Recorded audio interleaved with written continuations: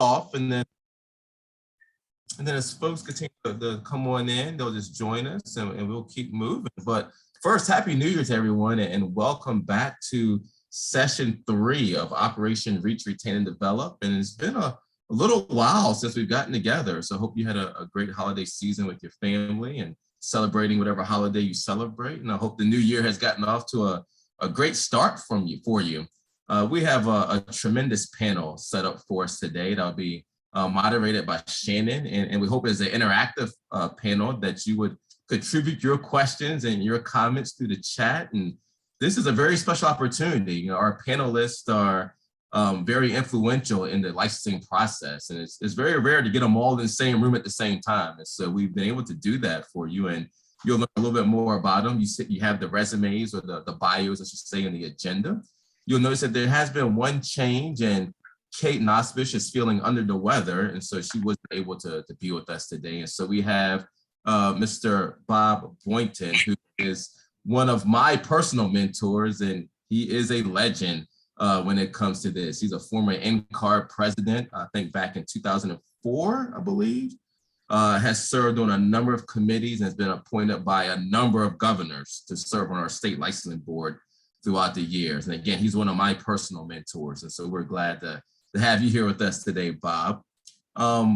Before we get into the panel discussion, we just want to take a moment just to kind of check in and see how things are going. And I'd be curious to hear if anybody would love to share what are some success stories, you know, if you've been meeting with your partner, what's going really well. So I'll pause and open the floor. You guys come off the mute and share what's going well. Well, I think relative to this topic, it's interesting to me because one of the big questions I had from my mentee was, how does licensing actually happen? Who do I deal with? And he actually thought it was the AIA. So clearly this topic is very important because, you know, until you get into it, I guess you just don't look at it. So I just sent him the websites for NCARB and the State Licensing Board in Virginia, just as an example, so he could see what he has to do depending on what state he winds up in. But I think it's a very important topic. I'm glad you picked it. Oh, fantastic. How have your meetings been going? Are they going well? I've enjoyed them a lot, and I think he has too. He's got an externship for a couple of weeks in New York City, which is where, if you can't tell from my accent, I was born and lived. So he said, well, okay, what should I see and where should I eat? So, and it was interesting. I also asked an architect, a young architect his age, whom I know in New York City, and I said, okay, what do you think he should see? And our list kind of meshed, I would say, about half the time. So I thought that wasn't bad. But it's nice just to be able, you know, at a human level to also engage. But I think he did get to the Met, and I said, look, you're only going to be there for 2 weeks, but there are certain things you have to see. If you were in Paris, you go to the Louvre, you'd go to the British Museum, you need to go to the Met, you walk up the street, Fifth Avenue, and you know, see the Guggenheim. There are certain things you just need to do. And have some pizza. Everybody has their favorite deli, go do it. So he's on his way, and he appreciates being in New York. So he's very lucky. Man, that's great. That's what mentors are for. Give them the right spots to eat. So that's fantastic. Maury, I see you with your hand up. My hand's up. Okay, I love these opportunities to sort of share what my partner and I are doing as a team for the mentor-mentee relationship. So by way of introduction, I'm, I guess, rolled off as a board of directors with AI Virginia, working closely with Corey and others, but I'm still on the Virginia Tech Advisory Board, as well as the Schools Connection Committee. So the common theme with me is education and my passion for it. You know, been a practicing architect, you know, since I was licensed, you know, a million years ago. And my partner is, and I will ask her to speak as well, is Angelica Gate. Wonderful story. You know, she had never visited the East Coast until the night before her introduction or her walking into the WAC for her graduate MArch program. It was just such a wonderful story to see. You know, she came into Alexandria, went into the courtyard, sat there, you know, thinking about how her future would change the next day. So it was, you know, I just felt such a heartfelt story. So in terms of how it's been going, we have set up very brief meetings bi-weekly, 30 minutes max. We have kept them virtual so far, but we, you know, as the weather gets a little warmer, we're going to meet in person for the first time. I gave her an initial homework assignment, and I'm going to let her talk about that. And we've used that as a cloud-based Google Drive document, which we'll now use to work with to you know, for our plan for, you know, indefinitely for the program. I've also set up a series of metrics. You know, I guess the old MBA school guidance is, you know, why do something if you can't measure it? So we set up a series of metrics to see how it's going. Corey, I may call on you or someone else to maybe be the arbiter of kind of how it's going, so that, you know, it works and it's beneficial for my mentee, and that she's getting what she needs out of me, and, you know, as guidance, you know, and moving forward. So with that, let me turn it over to Angelica to say, to partner and to say how it's going. So. Hi, everyone. I'm Angelica. And so I was partnered up with Maury, and he gave me like a quick homework over the holiday break of like giving like a short descriptive statement of what I want as an outcome of this program, and as well as like 10 things I wanted to achieve. And as like a background is I'm an international student. So one of the main goals is for him to guide and navigate me through the American culture in terms of like work ethic, and especially school. So in general, I think it's been very successful, and I've been inspired by Maury. So thank you. And just to conclude on that, I mean, that, you know, she just said that, but I mean, that was a tremendous compliment to me. Even after the first session, is I now feel inspired. So that's my goal. Every 2-week session is to inspire her into her education. So with that, thanks. Wow, I love it. But Maury, don't give any more homework over the holidays, all right?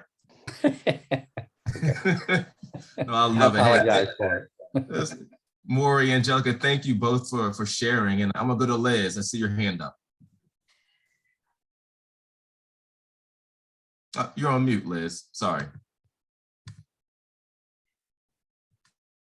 I helped my mentee had no luck finding an externship over the holidays between the semesters of school, and she'd sent out a lot of resumes. And so we met a couple of times, and I helped her come up with sort of her approach, and I helped her find one experience. It's a little challenging with the COVID rise, but she did some online mentoring, and then she also found an externship on her own too. So I think part of that is she's very shy, and so that I think that part where encouraging them to sort of step out and see the talents they have is a very important thing for us to do as mentors.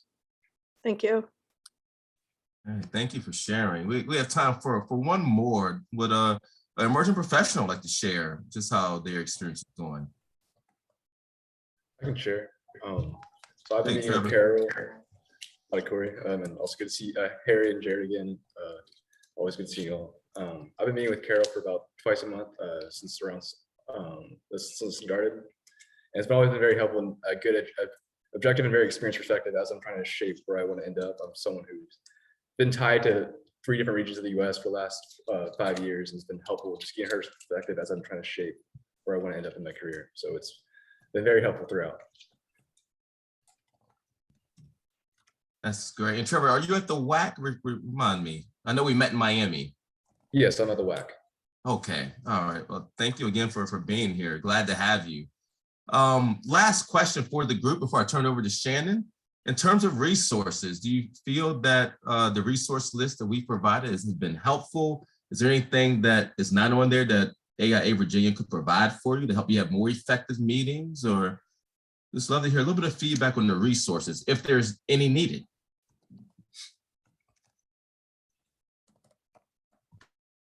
And from my end, I think I'm okay. We're okay, right, Angelica?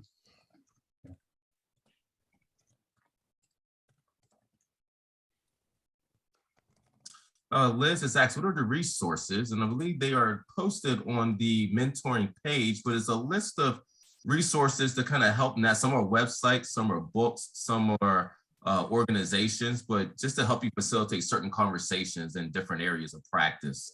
So we're happy to send that out again if you need it. And I thank you, Kathy, for posting that on the chat board there.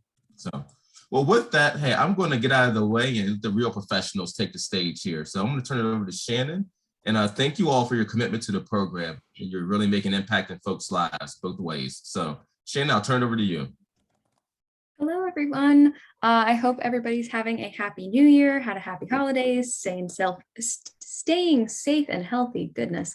Very excited to be joined by Harry, Jared, and Bob today. So let's just jump right into it. I want to remind everybody, if you have any questions, just throw it in the chat and we'll try to ask those throughout. And then to our panelists, try to keep your answers somewhat short because we want to get through as many questions as possible. So I'm going to throw you guys a really easy question to start off, going off of one of those feedbacks that we just got. What's NCARB and what does it do? And then also, what's the Virginia Licensing Board? What do they do? So anyone can start. I think we have to start with the Virginia Licensing Board because without them, NCARB wouldn't exist. So Bob, I think you got to take this first. Yep. Okay. Perfect. You'll hear this from Virginia, you'll hear it from all states, and you hear it from NCARB. When you're looking to find out how to become an architect, what the licensing process is, always go to the state that you want to be licensed in. So Virginia is important to you because they're the ones who make you eligible for the exam. They're the ones who accept the exam results after passing, and they're the ones who grant you the license. They're the ones who also monitor some of your experience or some of your activities. They basically are the governmental arm who is over top of the profession and regulates the profession. And I'll pick up on that. What NCARB is NCARB is a member association of the 55 jurisdictional licensing boards. So the state of Virginia is a member of NCARB. And what we do is we work on developing programs that our state licensing board members will adopt and use. So the AXP is a program that's developed and administered by NCARB, but it's really to help serve Virginia make that competency decision. Same thing with the ARE. Fantastic. So then I think that brings us right into our next question of, I get this from students all the time. Is there a benefit to getting licensed? I don't know if it's worth the trouble or the money. It's stuff we hear often. And I know I've spoken to a few of you on this topic. So would you be able to share your thoughts on that? So I'll start. I think actually all three of us ought to say something, but I'll start very quickly by saying absolutely yes. One of the things I'd like to share with you all is you may hear that it doesn't really make a difference, but it actually does. It actually demonstrates to the public and it demonstrates to everybody else that you're actually competent to practice independently. You need to keep in mind in many of the outreach presentations we give, the license actually gives you the ability to do anything in the state where you're licensed. Do you want to stop there and say each state requires a license that you're practicing in? Again, there is no national license. That comes up a lot. But again, people, it's sort of funny because it sounds funny to say, but people do look at you differently. They do respond to you differently. When you're out on a job site, I can assure you that if you're talking to a contractor or a group of contractors, when you tell them you are the architect, you are the licensed architect, they're going to listen to you differently. It's also a huge sense of accomplishment. In my case, it was just something I knew. Frankly, I'm one of those weird people who knew all along I wanted to do this since I was 6 years old. And I knew I actually had to have a license eventually. So again, I'll stop there because I want to give everybody else a chance. But yeah, you may not think there's a difference. There's one other little quick thing I will say. You will never hear anybody who has a license say it's not worth it. At least I haven't yet in my career. So Bob or Jared. I'll do it. It's very important that you become an architect. I would assume that's why you went to school, is to become an architect. And you cannot use that title unless you're licensed. It gives you status in your community, professional community, but it also gives you a lot of leverage and import as to where you go in the offices that you're in. If you're not licensed and you don't become licensed, you'll be stymied a bit by salary, but also by appointment of things that you can do within the office that you can't do unless you're licensed. It also, maybe you all haven't been through a recession, but when recessions happen, firms lay off, and architectural firms are really notorious for being ravaged by these things. And if you're not licensed, you don't have any option other than to look for something else to do. You can't put your shingle out because you won't have a shingle. So that's one of the other networks or nets that keep you from having to sit out during the recessions. And one other benefit I will share, and I actually just heard this story the other day from someone who's running a larger firm in the state of California, and they do a lot of state projects. When they file with the state, the project, they can only list the licensed practitioners on the document that actually says this project was designed by. And so what she was saying, what she was really explaining to the rest of the people at the meeting that I'm at, is that how important it is for people to get credit for the work they put into projects. And unfortunately, if you don't hold the license in California, your name's not on it. And people know they're doing the work and they can have self-pride in it. But in all honesty, every one of us, I think, sometimes likes to have other people know that we actually were involved in a project and we were part of that effort. Excellent. Yeah, I know I've heard also that licensing really means you're protecting the health, safety, and welfare. It means you're competent enough to do all of those things. And it's important. Again, it is everyone's choice to go and do that. But if you need support in getting licensed, then everybody on this call, your mentors, everyone's here for you to support doing that. So on that note, I know we talked about Virginia as a state licenses you, but what happens if you get licensed in Virginia? Can you practice somewhere else? If you get licensed, say in DC, can you practice in Virginia and vice versa? Can you pursue a project in another state if you get a license somewhere before it's confirmed? I don't know. How does that all work? It's a lot of different questions there, Shannon. I know. I'll start with a couple of them, and I'll also pass off again, but I'm happy to start off. As I mentioned a minute ago, your license is only good in the state where you're licensed. You cannot practice across state lines. But again, one of the things that we like to make sure that you understand, particularly as a student, it doesn't mean you can't work somewhere else. It means you can still be, for example, I'm licensed here in the Commonwealth of Virginia. I did a lot of work in DC. I worked for a firm there. I didn't have to sign and seal drawings. So I worked in DC, but I'm not licensed in DC. So again, I can't take credit necessarily, as Jared was just saying, for all the work I might have done. But the point is that there is a specific license for each jurisdiction. One thing when we were talking about with Jared, when Jared was mentioning what we do at NCARB, we actually were created 102 years ago, as a matter of fact. We've been around that long, not me and Jared, or Bob even. We haven't been around that long, but again, organization has. We exist for what's known as reciprocity, and it goes by many different names. Here in Virginia, it's comity. But what it means is you have a license in one jurisdiction and you need a license in another jurisdiction through NCARB and your NCARB record and all the things you'll do with us through your path to licensure in your career. You can actually get this thing called the NCARB certificate, which facilitates that reciprocity between jurisdictions. Now, the second part of the question, I'm probably going to look to Bob a little bit to talk more about this, but if you are, for example, you are your sole proprietor, or you're working in a firm who only has people in that firm that's licensed in Virginia, you can't necessarily go look for a project in another jurisdiction. That actually is illegal also. In other words, in many jurisdictions, if you don't have the architect who's going after that project in another jurisdiction, you can't go for it. So crossing state boundaries to look for projects, again, not employment.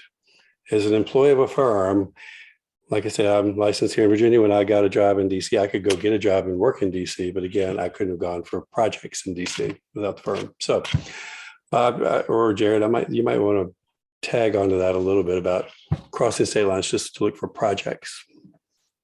Yeah, my caution, I would just say you have to be very careful about that, because once you are a licensed professional, you're expected to understand the professional rules and regulations of the jurisdiction in which you're working. But if you are considering looking for work across a jurisdictional boundary, you should do the investigation into that jurisdiction as well. Some jurisdictions honestly will fine you. Like, you will pay a monetary penalty if you are not licensed. If you are not licensed in the state of Nevada, I always warn everybody, because Nevada is really harsh. If you are not licensed in the state of Nevada, you do not want to tell anybody who is in the state of Nevada that you're an architect and you can work on their project, because Nevada will fine you, and like substantial dollars. We're talking anywhere from $10,000 to $50,000 because you are putting yourself out as an architect, but you're not licensed to do so in that jurisdiction. So that's what being a professional means. Is it means understanding the rules and regulations under which we have to operate. Bob, you did work across state lines, I believe. All of your work wasn't in Virginia, so you might speak I to a little bit. One thing, and I don't think they had the problem any longer, but when I got licensed, when you wanted to go to another state, you usually had to give them sets of drawings of projects that you sealed. Of course, getting right out of school, you wouldn't have sealed anything. So to make it easier, because we were in Virginia, of course, and wanted to go across to North Carolina, I immediately got my NCARB certificate. And that was, I had to get the drawings for them, but they didn't have to be signed by me. They just had to be under my direction. And got the certificate and got 4 other licenses over the years since then using the certificate. Yeah, and I think it's really important for us to all understand that we can be liable, again, as professionals in this organization. It's really important to know this stuff. And I don't think in school I understood all of this. Maybe if I had continued through my grad program before I took a break to work, I would have heard of some of this stuff, but it's really important. And if you don't have a mentor or a supervisor or a licensing advisor, we'll get there on what that is, then you should definitely reach out for some help. So we've talked about licenses and what they can get you and what they can do for you, but let's talk about how you get them. I've heard that there are 3 components to getting a license. Could Jared, why don't you start off? Could you speak to those?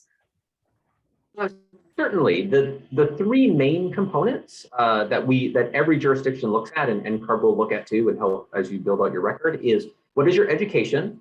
Where did it come from? Do you have a NAB accredited degree or not? Do you have an undergraduate architecturally related degree or not? Like all of those factors. So education is one piece of the puzzle. Then experience is another piece of the puzzle. They often go hand in hand. Some people have more education, then you require less experience, and vice versa. And then the third part that people talk about is the examination, which is the kind of oftentimes the final step for people, but it doesn't need to be. We have people who actually complete the exam first while they're still completing their experience, and that's perfectly acceptable. We have iPal where people kind of do it all at the same time. And then I will add answer one of the questions in the chat, which is California, yes, still does require an additional exam on top of the architect registration examination to become licensed in California. So like I'm licensed in the state of Minnesota. I have never taken the California supplemental exam, but if I wanted to get licensed in California, I would still have to complete that exam. So there may be additional jurisdictional requirements on top of even the 3 E's as we refer to them. Absolutely. And I think that's a great point that Jared said, that every state is different. For example, certain states can require more hours, they can require more tests. So where do you find that information?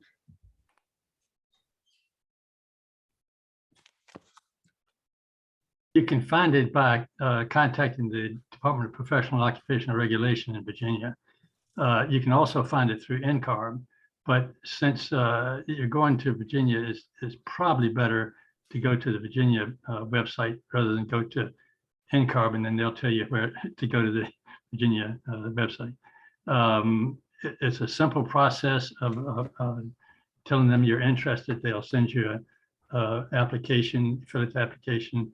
It goes back. If you fulfill all of the requirements, they'll make you eligible for the ARE. Great. I've seen some questions in the chat that talk about Yeah. costs. So I think we should get into the actual logistics of maybe starting your NCARB record, getting into AXP, doing the exams. So let's start right at that point. How much does it cost to start a record and take the exams? So I'll let Jared talk about the exams. I'll start with starting a record. Jared likes to talk about the exams. I don't. I didn't do that. Basically, one thing I do want to point out that is to start the whole process, you start an NCARB record. And the NCARB record is actually, we like to refer to as your professional portfolio, not your design portfolio, but we've been referring to this to try and help explain it. When you start that NCARB record, we're going to have, once you graduate from college, we're going to keep your transcripts for you. We're going to keep your AXP reporting for you, and we're going to keep your examination reporting for you. When you go for that, and when you get that NCARB certificate, we'll come back to that again. The NCARB certificate, as you renew annually, because there's an annual renewal fee for that, like any other type of thing you might be a part of, or credential or a membership. We will actually collect the information we have on where you're working every year. So in fact, when you do go for reciprocity, you will just let us know that you want to go to this other state. You will pay a fee for that also, but you will then be transmitted. And in some cases, you can have a license in another jurisdiction within 24 hours. If they don't, with meeting their own requirements also, because I did see the question that Jared answered about California. So there are some limitations there. But to start an NCARB record, it is currently $85. I'm making sure I'm saying that correctly. No, it's $100. I'm sorry, $100. I'm thinking renewal fees. It's okay. I haven't started an NCARB record well. It is $100 for the initial application fee. And that is good for 1 year of service. So when to start an NCARB record, you hear different people tell you different things. We want you to start an NCARB record when you are actually earning or gaining experience that's applicable to AXP. We don't just want you to give us your $100 to give it to us and start a record just because you're in school. We want you to start the record, in fact, when you're gaining experience. $100 application fee, good for 1 year of service. Thereafter, it is $85 per year to maintain that NCARB record. Then when you're ready to take the exam, Jared. You make it sound so daunting, Harry. That's It not is. good. I'm sorry, it's not. Yeah, dun, dun, dun. No, but we be honest that there are costs involved in the licensure process. And as Harry had mentioned, there's the application fee and the annual renewal. And then when you do want to take the exams are charged per exam attempt, is how NCARB does it. So it's not like one big exam fee. What you do is you pay, and you can pre-purchase now what are called seat credits. You basically buy a seat credit, which then allows you to schedule an exam appointment. And most people do not go and buy all 6 seat credits right away. Most people buy one. You pay for an exam, you want to take that exam, right? And the cost for every division of the exam is $235. That's the current fee. If you do need to retest on that division, it is another $235. It's $235 every time you attempt a division.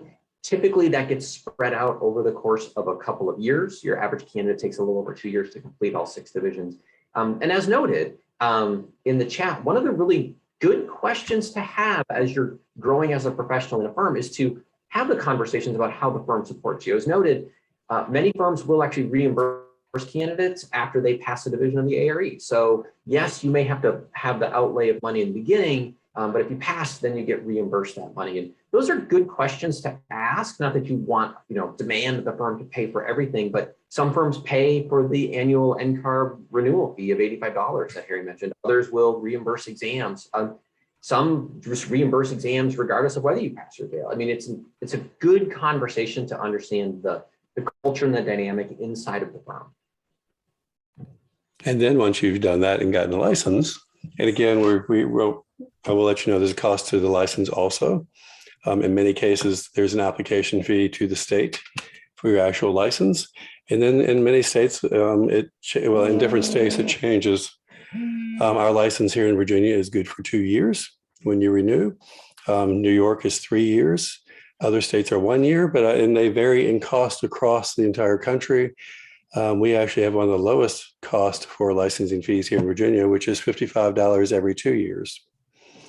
But then once you get a license, and I did see, Dan, I think you asked the question here, if you have maintained your record with us until you are licensed, you will be NCARB certified for free. It's automatic. So if you have a NAB accredited degree, if you have completed AXP, completed the exam, and hold a license in a U.S. jurisdiction, you're in Virginia, so yes, here in Virginia, we will give you the NCARB certificate for free, which is a savings of $1,100. You'll also get the first year renewal half price. Currently, the renewal price is $225 per year. Wow, lots of fees, lots of information.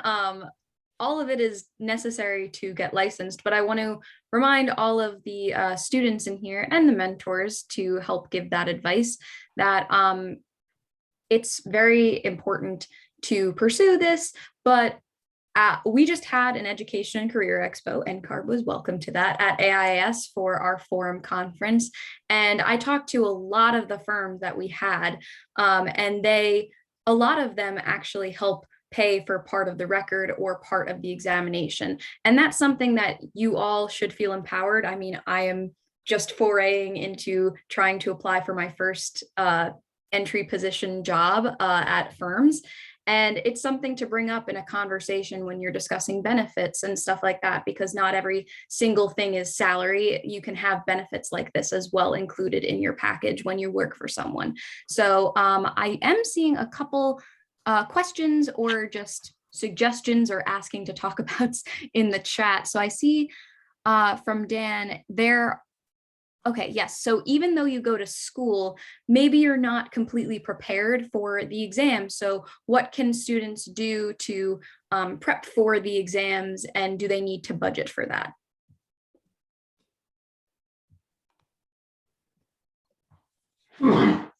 Jared, you want to? Like how to prepare and budget. I think admittedly, whenever we start talking fees, especially if you're a student, it's super overwhelming. I can go back to the days when I was a student and somebody starts saying, oh, it's only $235. I'm $235. And for me, when I came out, I think exams were like $165. But it still was like $165. I don't have an extra $165. And it is one of those aspects of understanding how do you budget for this and how do you plan? And there was a comment in the chat about also test prep. Like if you're going to look to use test prep materials and you're looking to purchase those, that can be an additional cost. So I always promote one real benefit for AIA, of being an AIA member, is also that network, because you can start creating these networks of other people that are going through this examination process, and people start sharing resources and they start sharing those study guide books and those kind of things. And that's what I did. Like I was borrowing books from my friend that I graduated with, and we were studying, similar content at similar times. At times, I mean, that can help all of us get through this type of a process. But it's planning, and you're good at it, right? You went to architecture school and you're good at planning, because otherwise there's no use of architecture school. And it's translating that skill into laying out, your licensure path.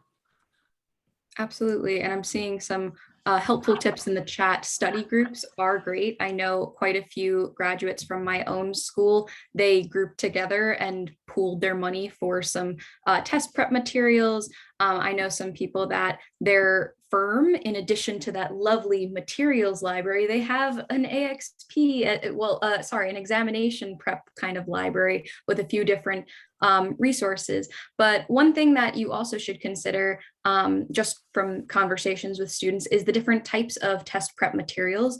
There's a lot of different brands, so definitely do your research on that. And I will plug that the AIS does have some discounts if you check out our website on certain test prep materials. So definitely, if you're an AIS member, which pretty much all of you are, if you're in this call, or I hope you are, then you should check those out. Yeah, let's move on to another question. I think we've talked about exams quite a bit. I did want to actually ask Jared, I heard that there were possibly some free sample tests possibly coming out soon. Could you speak to that? Sure. Just a little preview of things to come to help all of you that are going to be going through the licensure process. NCARB is currently working on developing practice exams, like full-size scored practice exams, which will allow you to take the practice exam written by the same people who write the actual exam questions. It'll be scored and give you the feedback on how you're doing before you go into the test center. right? So it allows you to not spend $235. It allows you to do all of this for free, where there's going to be no cost. You'll be able to take a practice exam, understand where you need to improve, so that way you can do that before you spend your actual money to go take the test. We're planning on rolling those out later here in 2022. Fantastic. So I see a question in the chat, and I would like to broaden it just a little bit about when to start taking exams. So in the state of Virginia, I know every state is different. When can you start taking your exams? Can you be in school? Do you have to finish school? Is school a requirement to take the exams? How does that work? Okay, in Virginia, the requirement to be made eligible to take the exam is that you must have a NAB accredited degree. After that, you also must be enrolled in AXP. You don't have to be completed, but you have to be enrolled. So again, the day after you graduate, you can apply to the state if you're enrolled in AXP. And hopefully you get, and I don't know, Harry, about this, but AXP goes way back. I mean, you can start this thing anytime you have a chance to work in an architectural firm. But again, if you have the exam, you have the degree, and you have started to AXP, you can sit for the exam, or made eligible to sit for the exam. You cannot get your license until you finish AXP.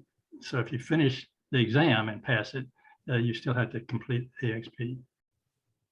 And you do have to have an NCARB record to start taking the exam. So it's sort of doing again, you do have to have that NCARB record no matter what. And I did see that Carol put in there about Maryland. So that gives you another idea about how a different state handles it. They do have an alternative possibility, but you do actually have to have a number of years of experience, I believe, Carol, unless they've changed it recently. You have to have a number of years experience still before you can 12. take that exam. You have to have 12. Yeah.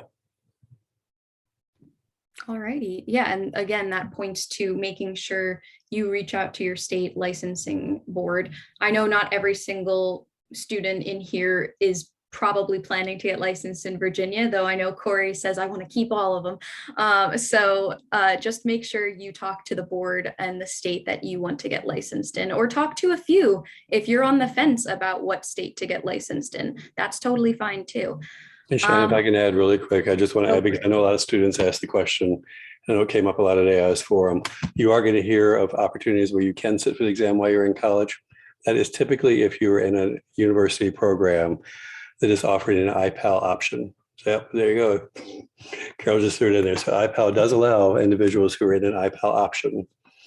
And it's we have, I think, 22 programs right now offering IPAL. I think there's 26 programs, 22 schools in the country are actually offering IPAL options.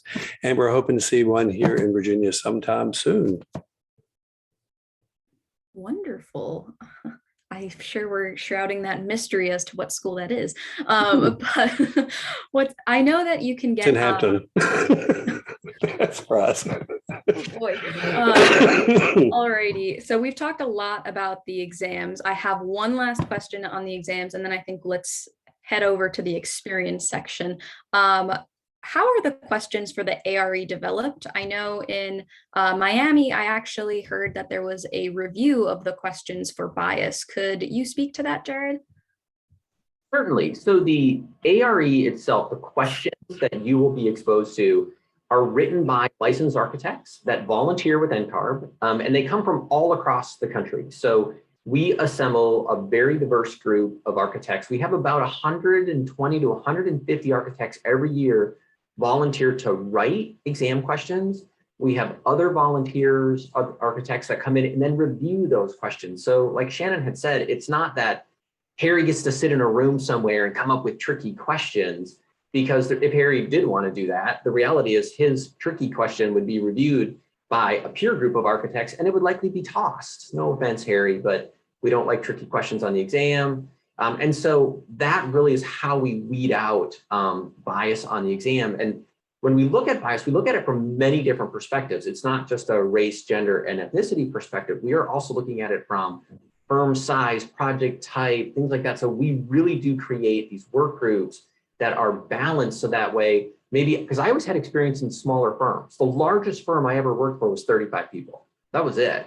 And so let's say Harry's coming at it, and the smallest firm Harry ever worked for was 50 people. We're actually great to have on an exam writing committee together, because when you're writing questions, we're making sure that my language isn't foreign to Harry, but Harry's language isn't foreign to me. And that's how we get to the best questions for the Harry. Wonderful. All righty, so let's get into some of that experience portion. So obviously students are applying to internships and externships right now. So I'm hoping everyone has their ears open, mentors and mentees. So when looking for a summer internship, one of the questions I get asked is, what questions should I ask a firm to make sure that they will support my experience requirements? What should I look for in a firm that I'm applying to make sure that they will support me?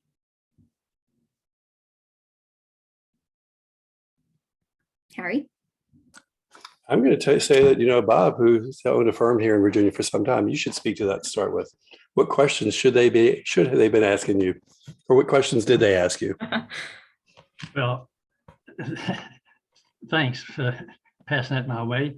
I think what you need to be curious about in your interview is to find out if they have a program in the office that is an internship program. I know that's a wrong word to use, but it's a mentoring program for us real old ones, and make certain that they have sponsors, that they understand about the process that you have to go through to become licensed, and make certain that they have a method somehow either within or with NCARB to keep those people up to date with what's going on, so that you know that when you walk into the door, to take your first job or first job at this firm, that you feel very comfortable that they're going to be able to hold your hand and give you the paperwork and the time that you need to document everything. And we hadn't said anything about documenting, but there's a lot of documentation, and you need to keep up with it so that you don't leave a firm or somebody dies who were your sponsors and you have to start all over again trying to gather the information. You really do have to be engaged. I mean, I'll add to what Bob said, and just from my own experience, the key thing is to make sure that you're interviewing the firm. And I know there's a lot of you that are firm owners on here, but I see you shaking your heads there too. And I also know those that are firm leaders here on this call are here because you believe in the process.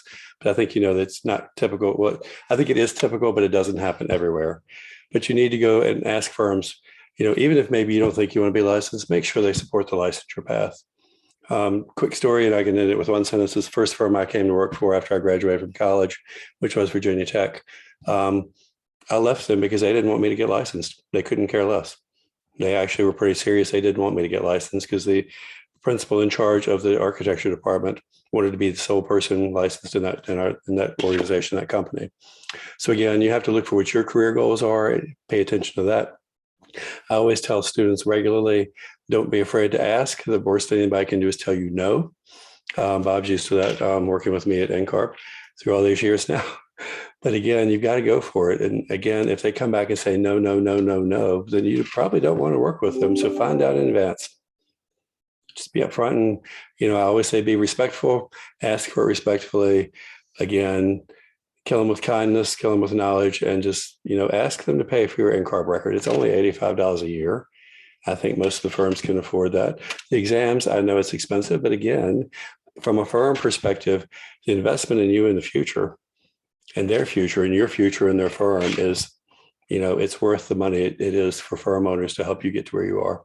So I haven't offended any of my colleagues, the firm owners on the call, but again, get out there and get it. Absolutely. As Harry said, the worst they can say is no. But none of you said the one thing I was told multiple times at the Licensing Advisors Summit. So I'm going to say it. If you want to have your experience signed off from an internship, someone at the firm you are working for needs to be a licensed architect. Yes. That's important. So please definitely look for that. Yes, in fact, make sure they are. Yes, actually make sure. And it's just very important because I know there's our good friend Martin at NCARB. He told me how he worked for a year and a half and didn't get things signed off on. That's partially because he waited too long, but partially because he didn't understand the system. And so hopefully you all, by hearing this, understand what you need to do beforehand.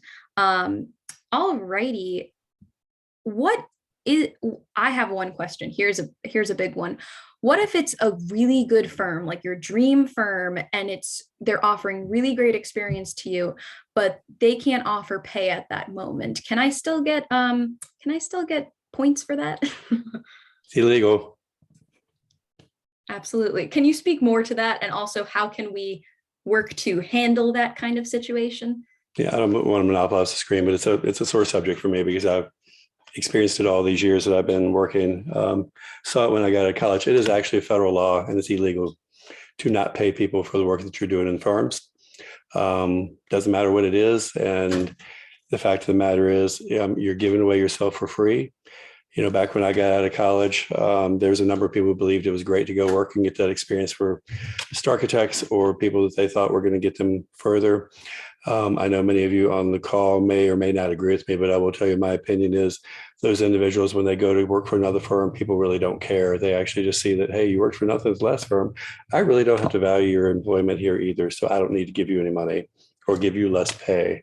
It doesn't serve the profession well. It doesn't serve you at all.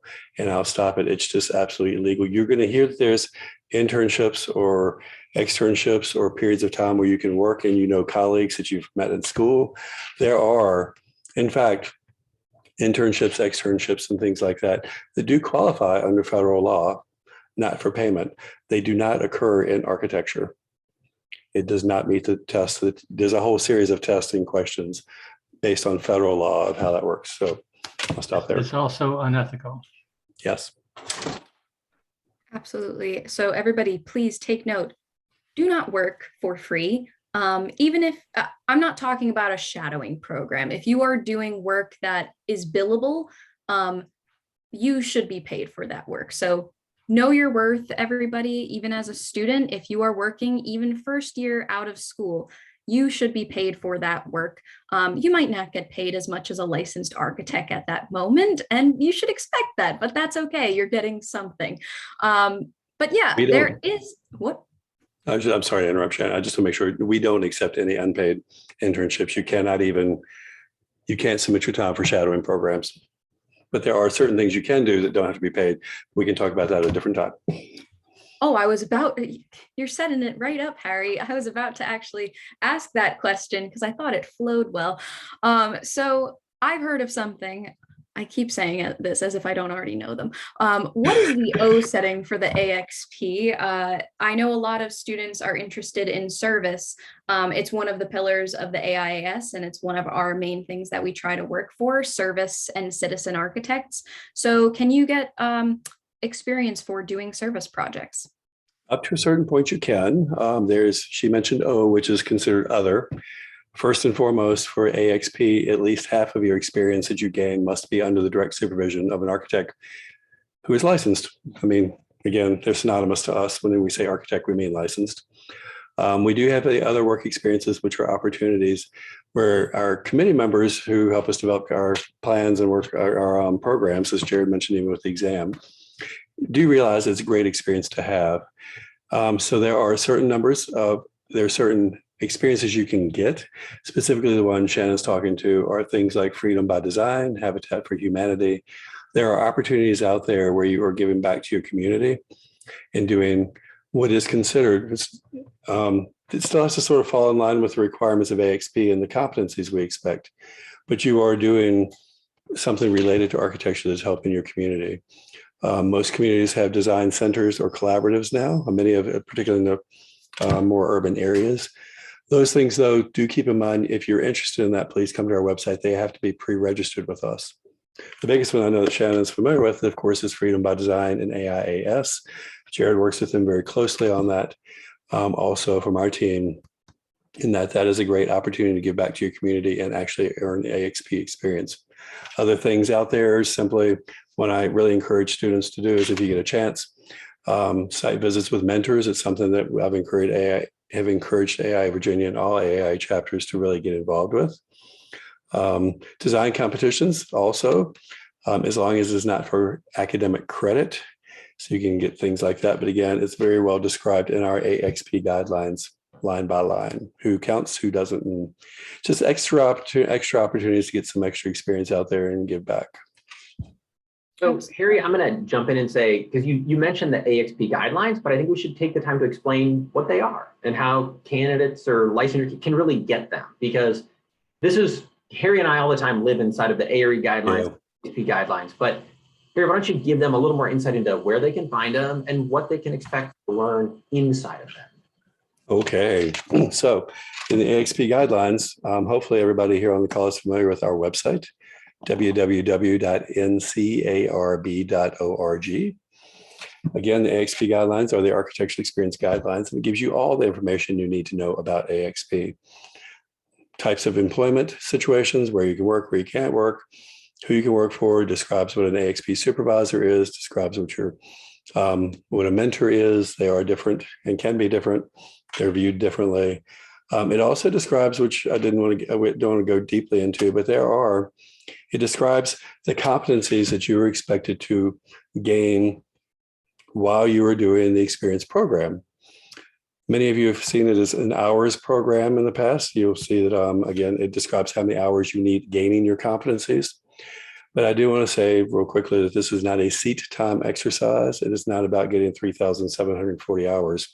There's 3,740 hours. You should be gaining your competency in the competencies that are outlined on 6 pages of the AXP guidelines.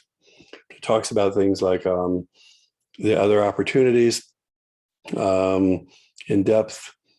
There's a lot of good information in there.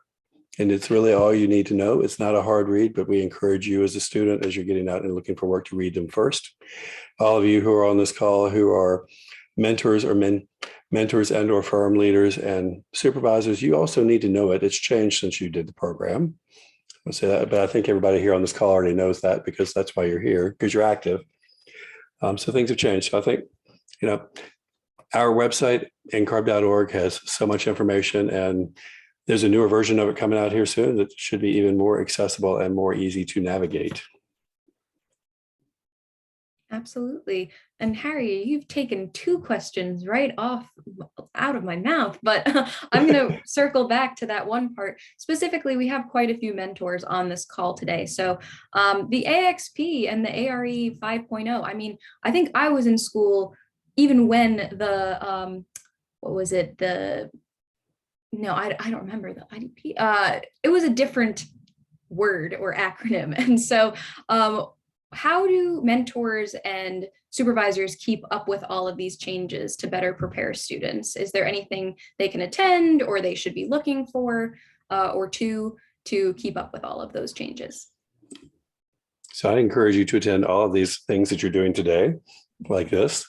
I think where Shannon's trying to go, I'm sort of guessing where you might be heading. We have a wonderful program called the Architect Licensing Advisors Community.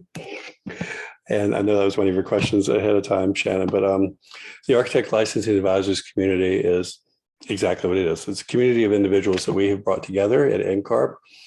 It's a program that we have managed and supported now for a good number of years. Anyone can be an Architect Licensing Advisor that wants to. Basically, it gives you access to really my team and Jared's team almost directly. You have access, everybody has access to us through customer relations, but this is a different way to get through it to us. We do training programs. We do monthly chats now with the advisors. We are trying to increase our reach even further. There are many different types of advisors. I'll start right there really quickly. This actually was born out of some of the, I know Bob and I worked on years ago too, through the years. With the NAB and accredited programs, every school who has an accredited program must have an actual architect licensing advisor who is identified by the chair or the dean of the department. So every school has one of those. Many students don't know who they are. We hear that regularly. We are working with our licensing advisors to make sure that they make themselves known and are given the advice. Next up would be a student appointed advisor. So AIS has student appointed advisors. I know there's a couple of you here on the call right now. I just saw Trevor. who is actually the student appointed advisor at Cal Poly SLO, or SLO, out there, but he is here at the WAC, as he said, so we know Trevor well, and there's a couple other people I think I saw in here in passing. Every state, so AI Virginia appoints an AI state appointed architect licensing advisor. Corey knows who they are, and again, we're trying to make sure we're updating things as we move forward. And also, any of you in firms, many of your firms, actually, Virginia has a fairly good representation through some of the larger firms in here. I was just looking down our list of individuals. So firms can have them. To become an architect licensing advisor, if you're a student, you need to have your president or vice president of that chapter appoint you as an architect licensing advisor. We are also looking for NOMAS, not just AIS, anybody that wants to be there. So again, student organizations, we can even have Alpha Rho Chi, just to name the 3 organizations that I'm most aware of here in Virginia at schools. Can appoint one, but again, the chapter president needs to appoint that individual. That individual, if you're interested in working with AIA State, talk to Corey. If you're in firms, all you have to do is send us an email at advisors, ADVISORS, at ncarb.org, and we will get back to you.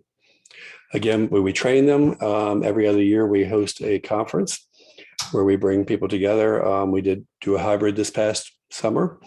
First one in a couple of years, but again, we're excited to do that. So we host a conference where we bring everyone together and we train them. We go over 2 days of in-depth detail about our programs, things that affect students, architects, licensed architects, certificate holders, everybody across the country, and how you work with them.